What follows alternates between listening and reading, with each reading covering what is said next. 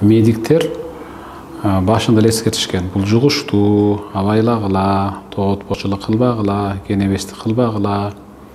Айрыкча кайтыш болгондон кийин инсан анын денесинен фосфор чыгат эмеспи?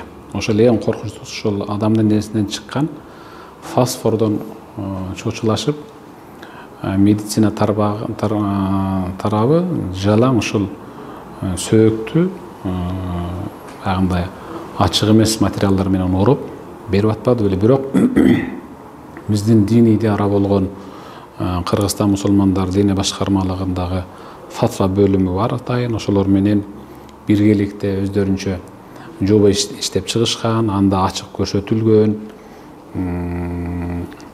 Сөз түрдө жуулушу шарт.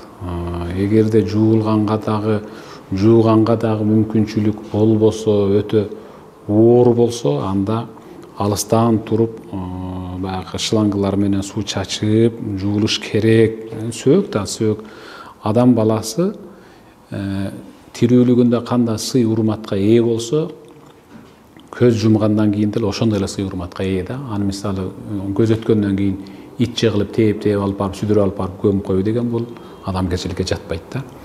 Ошол себептен жуулушу шарт, милдеттүү. Эгер мүмкүнчүлүк берсеңер, кол каптарды кийип алып, бет каптарды тагынып алып жууала.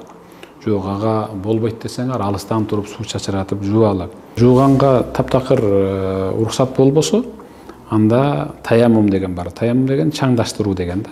Чаңдаштырып, таяммум кылып, чаң сүртүп, анан кепинге ороп, кадырсы эле кепин, мисалы мурда кандай кепин болсо ошондой эле кепин. Анан болгон кепиндин сыртынан атайын Саламаттык сактоо министрлигинен чыккан жоба боюнча баягы полиэтилен сыртынан суу өтпөгөн, жел кирбеген, чыкпаган, айтор баягы вирус адамга жукпай турган деңгээлде ороп беришет. Ошону менен эле жаназа окулуп көмүлүп атты. Бул мыйзам ченемдүү нерсе. Шарият да ошону колдоду, кеңешилди, анан ал жоба иштелип чыгылды. Бар жерге ал фатва, чечим таркатылды да. Болгону сөз башка жерде болуп атат. Кээде баягы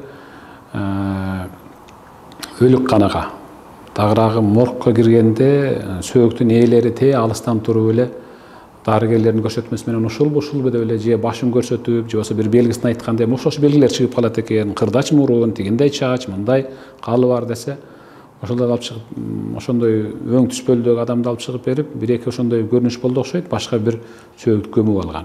Анда эч кандай зыян жок. Ага деле жаназа окулду, мисалы, ага деле бата кылынды, Куран окулду, аза күтүлдү. Эч кандай мисалы зыян жок да, мисалы.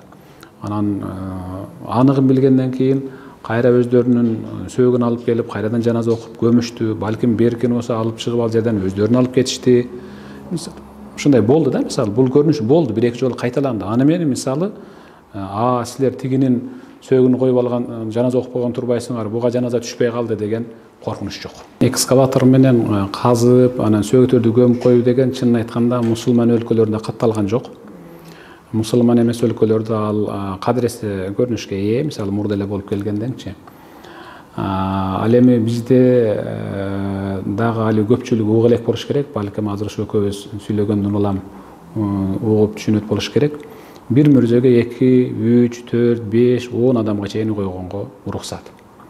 Эгерде алар дос болсо, мисалы мен 2 досум, анан ушул үчөөбүз өтүп кете турган болсок, 3 досту катар бир мүрзөгө койгонго уруксат. Бир эле аңгекеде, бир эле чуңкурга. Анткени пайгамбарыбыз саллаллаху алейхи ва саллам Ухуд салгылашуусунда 70 сахабасынан айрылып калган. 70 сахабасынан Мадинада. Ошондо сахабаларды мүрзөнү казгыла деп каздыртып, анан эми 70тен ашуун мүрзө казыш керек да. Анан ошол 40тай мүрзө казылгандан кийин кайра токтотуп туруп болду көмөбүз деген ошондо сахабалар али 70 боло элек да дегенде анын жолу бар деп 2 сахабаны бир койгон. Я Расулалла, эмнеге сиз бул 2 сахабаны бир мүрзөгө коюп атасыз деди эле. Пайгамбар айтты: булар экөө ушул эле дүйнөдө ынак жолдош эле. Жакын, эгиздей эле. Ошол достугу менен булар кармашкан абалда кыяматта тирилип, алар ошо кармашкан абалда достугунун аркасынан бейишке кирет деген да. Анан эми азыр пандемия учурунда чынын айтканда бир күндө бир канча адам каза болуп атты да. Мисалы мен айтайын, эртең менен Бишкек шаарынын казысы Садырдин Дамла деген каза болуп кетти. Ошол эле күнү кечинде түнү менен Чубак Дамыдан каза болуп кетти мисалы. Экөө бир күндө каза болуп атат да. Эгерде бир кандай бир шарт болуп, жакын тууган уругу ата-энеси менен бир мүрзөгө койгула десе, анда ошол экөөнү койсо жарашмак. Анткени экөө тең чоң аалым, илимпоз, таква инсандар эле. Көпчүлүгү кандай кылабыз? Үйгө келип, үйгө алып түшүп алып машинадан, анан жаназа окуйлуда, эми атабыз болчу, агабыз болчу, как это так ушинтип эле анан тейтияктан келатып эле моргтон алып чыгып же ооруканадан эле түз эле тияк алып барып анан ошол жакта жаназа окулуп калабы деген баягы түшүнүксүз ойлор менен чалып атышты. Айттым го, анткени мындан мурда мындай көрүнүшкө күбө болгон эмеспиз да. Жаназаны сөзсүз түрдө ошол адам жашаган жеринде өтсө, ошол жерде гана окулуш керек деген жобо жок да. Анан кырдаалга жараша шарият уруксат берди. Кээ бирин машинадан түшүрбөй туруп эле, ошол кыблага жүздөнүп туруп эле, анан эл кадыресе эле алыс эле аралыкты сактап жаназа окулуп коюлуп атты мисалы. 100% шарттар аткарылып атты да, мисалы бет каптар менен аралык 1 метрден сакталды, сөөгү өзүнчө бочорокто турду, адамдар алыс болуп, мисалы бир сотук, 2 сотук жерге гана батчубуз мурда мисалы жаназада. Ал учурда азыркы пандемиянын учурунда аябай көп жерде ээлеп аттык да, мисалы эл алыс турганы байланыштуу. Анан эл түшүндү. Башында 1-2 суроо менен аябай кайгырышып, ыйлашып, сиздер айтпайсыздарбы, ошону үйгө түшүрсө, бетин ачсак, анан эмти Россиядан келген сөөктөр да болду да. Анан көрө элек болчубуз, апасы көрөйүн деп атат, атасы көрөйүн деп атат, жубай, жолдошу, балдары көрөйүн деп атат. Буларга көрсөтпөсөк кандай болуп калат эми? Биротоло өмүр бою өкүнүчтө калабы? Көрүш шарт эмес. Эң негизгиси ошол азыр силердин дуаңарга, тилегиңерге, колдооңорго муктаж болуп турган ошол жакыныңарга колуңарды көтөрүп, Аллах Тааладан кечирим сурап, бара турган жер ушу бейиш багы болсун экен дегениңер ал көрүп, ыйлап, кучактагандан артыгыраак турат деп түшүндүрдүк эле. Мына эми азыр толук кандуу түшүндү да. Коронавирус менен өлгөн турбайбы десе, айылдын эли деле жаназа баягындай эле болот да, туурабы деп эле өздөрү даярданып калышты. Мисалы мен өзүм 2 жолу күбө болдум. Мисалы мурдагы саясатчылардан 1-2 өтүп кетти эле, ошол аларча мүрзөсүнө түз эле ошол өлүкканадан алып эле түз эле мүрзөгө алып барып ошол жерде коюп, депутаттар, төрагалар бүт баары ошол жерде туруп эле кол каптары менен, бет каптары менен, үй бүлөсү өзүнчө бурчта турду. Мен барып көрө калайын, ой жыттай калайын, өбө калайын деген түшүнүктү бүт баары токтоттук. Окуй, эми ушундай бир чоң кооптуу улам болуп аткандан кийин бир аз сабыр кылалы деп туура түшүнүү менен кабыл алышты. Бул деле адамдын сабаттуулугуна келип такалат.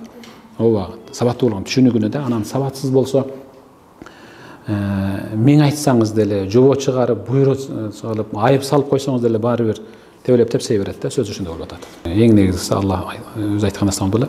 Атиуллах ва атиур расула ва улил амри минкум. Аллахка баш ийгиле, пайгамбарга моюн сунгула. Андан кийин силерге жетекчилик кылгандардын сөзүнө дагы баш ийгиле, өзүңөр үчүн жашооңорду ийгилик коштойт деген да.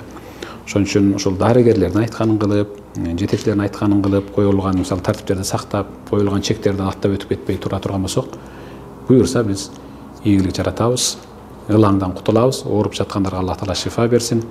Өтүп кеткендер болсо Аллах Таала алардын жаткан жерин бейиш багы кылсын.